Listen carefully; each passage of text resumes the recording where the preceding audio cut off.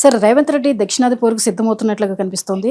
నియోజకవర్గాల పెంపుపై మొండిగా వెళితే ప్రజా ఉద్యమం తప్పదంటూ కేంద్రాన్ని రేవంత్ రెడ్డి హెచ్చరించారు. ఈ అంశం ఎటువైపు దారితీస్తుంది?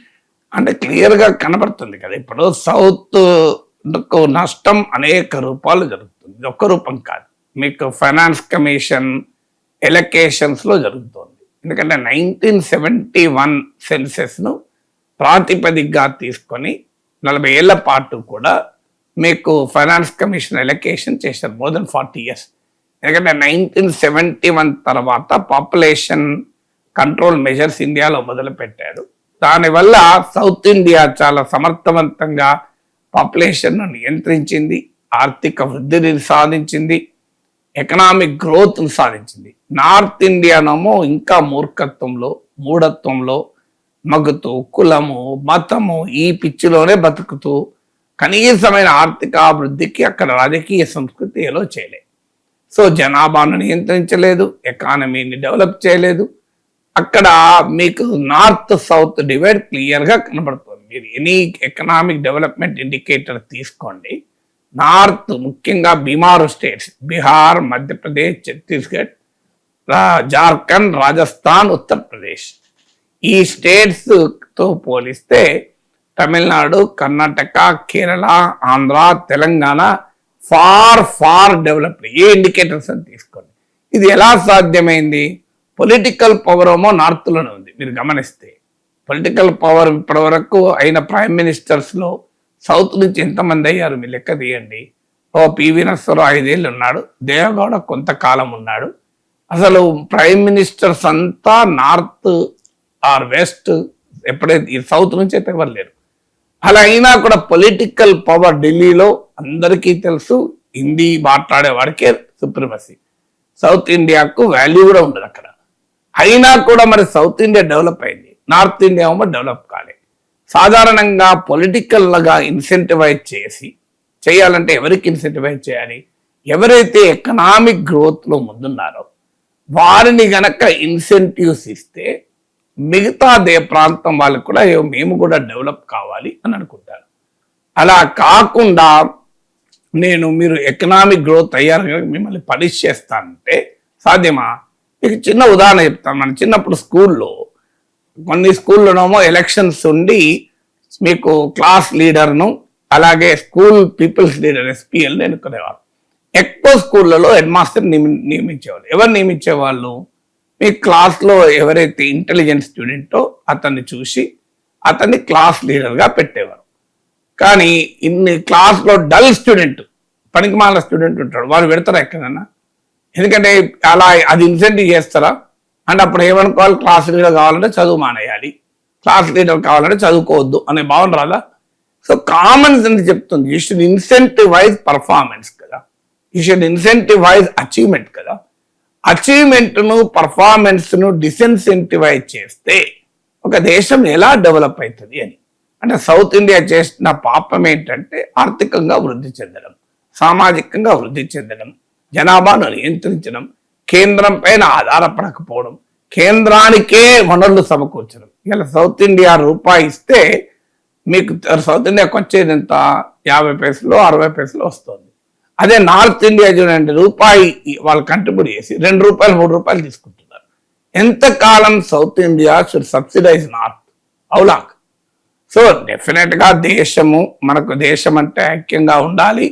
కొన్ని వెనుకబడిన ప్రాంతాలు ఉంటాయి, వాటికి బాధ్యత అది మన బాధ్యత, దాంట్లో ఎవరు కాదంటలేము. కానీ వెనుకబాటుతనానికి నీ చాతకానితనం కారణమైతే ఎంతకాలం సమర్థిస్తాం? ఇప్పుడు ఇంట్లో 2 అన్నదమ్ములు ఉంటారు, అందులో తమ్ముడికి అంతగా తెలివి లేదు అనుకుందాం. మొదటి నుంచే పెద్దగా తెలివి లేదు తమ్ముడికో అన్నకో. తండ్రి ఏం చేస్తాడు? కాస్త ఆ తెలివి లేని వాడికి కాస్త బెనిఫిట్ చేస్తాడు. సో అప్పుడు ఎవరైనా తప్పండు దాన్ని, కరెక్టే పాపం అన్నయ్యకు అంత తెలివైన వాడు కాదు, ఏదో ఆయన మన అన్నయ్య బతకాలి కదా, కాస్త ఆస్తి ఎక్కువ ఇచ్చారని మిగతా వాళ్ళు తృప్తి పెడతారు. అలా కాకుండా అన్నయ్య తాగి తందనాలాడి వాడు పట్టించుకోక వ్యాపారం చెలగొట్టుకొని అడ్డగోలుగా ఖర్చులు పెట్టి దివాలా తీస్తే ఈ పాపం వాడి దగ్గర డబ్బులు లేవురా, ఆస్తి వాడికి ఎక్కువ ఇస్తాను తండ్రి అంటే తమ్ముడు ఒప్పుకుంటాడా? సింపుల్ క్వశ్చన్ అడుగుతున్నది. అంటే ఇక్కడ కూడా ఏంటి, నిజంగానే ఇప్పుడు నార్త్ ఈస్టర్న్ స్టేట్స్ ఉన్నాయి, కొన్ని బార్డర్ స్టేట్స్ ఉన్నాయి. ఎస్, వాళ్ళకు ఆర్థికంగా, వాళ్ళకు జాగ్రఫీ రీత్యా, టోపోగ్రఫీ రీత్యా, బార్డర్లో ఉండడం రీత్యా వాళ్ళకు కొన్ని ఇబ్బందులు ఉంటాయి. నేను ఒప్పుకుంటా. ఇప్పుడు ఉత్తరాఖండ్ ఉంది, అరుణాచల్ ప్రదేశ్ ఉంది, సో వాళ్ళకు జమ్మూ కాశ్మీర్ ఉంది, మేఘాలయ, మణిపూర్, మిజోరాం, నాగాలాండ్ స్టేట్స్ ఉన్నాయి. వాటికి ఉన్నటువంటి జాగ్రఫీ రీత్యా అవి ఎకనామిక్ గ్రోత్ కు కష్టం. వాటికి ఉన్న టెరెన్ కావచ్చు, వాటికి ఉన్న situation, we have to support them. ఎందుకంటే అవి లేకుండా ఇండియా లేదు కదా. అవన్నీ కలుపుతున్న ఇండియా కనుక ఖచ్చితంగా సౌత్ షుడ్ సపోర్ట్ దెమ్. దాంట్లో ఏమీ డిస్ప్యూట్ లేదు. అంటే ఎవరైతే వారి చేతిలో లేని ఫ్యాక్టర్స్ వల్ల వెనకబడిన ఉన్న వారు ఉన్నారో వాళ్ళని సపోర్ట్ చేయాలి. కానీ మీరు మతమౌఢ్యములు మునిగి, కులతత్వంలో మునిగి, కరప్షన్లో మునిగి, పూర్ గవర్నెన్స్ తో, ఒక బ్యాంకర్ట్ పొలిటికల్ కల్చర్ తో డెవలప్ కాకపోతే దాని భారం సౌత్ ఇండియా మీద వేస్తామంటే ఎట్లా? మీరు ఇవాళ ఉత్తరప్రదేశ్, మధ్యప్రదేశ్, రాజస్థాన్ చూడండి, రాజులు, జమీందారులు, సో అక్కడ పాలిటిక్స్ చూస్తే మనకు అర్థమవుతుంది ఏ రకంగా ఉంటాయి. కులం పేరిట, మతం పేరిట రాజకీయాలు తప్ప అభివృద్ధి పేరిట రాజకీయాలే జరగవు అక్కడ.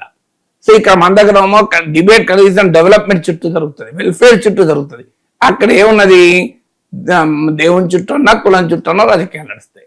సో వాళ్ళు డెవలప్ కాక వాళ్ళంతా వాళ్ళు డెవలప్ కాకపోతే మనం ఎందుకు బాధపడాలి అని.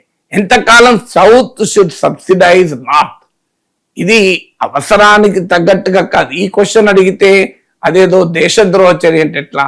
అందుకే రేవంత్ రెడ్డి అన్నాడు, సౌత్ ను ఇలాగే డిస్క్రిమినేట్ చేసి మేము గాయపడి ఉన్నాము, మీరు ఇలాగే మా పట్ల వివక్ష చూపితే ప్రజా ఉద్యమాలు తప్పవు అని. అది ఆ జాగ్రత్త పడాలి కదా. దేశం ఐక్యంగా ఉండాలని కోరుకోవాలి కదా. దేశ ఐక్యత కొరకు సౌత్ వాళ్ళు త్యాగాలు చేస్తూనే ఉండాలి. మిమ్మల్ని అవమానించినా మీరు భరించాలి, మిమ్మల్ని పట్టించుకొని భరించాలంటే ఎవరు ఎందుకు ఒప్పుకుంటాడండి? ఈ నార్త్ సౌత్ ఫీలింగ్ రాకుండా జాగ్రత్త పడాలి. అందుకొరకు న్యాయంగా ఇవాళ ప్రతిపాదన ఏం చేస్తున్నారు? ఎకనామిక్ గ్రోత్ ఆధారంగా పార్లమెంట్ లో సీట్లు ఇవ్వండి అని అంటున్నారు.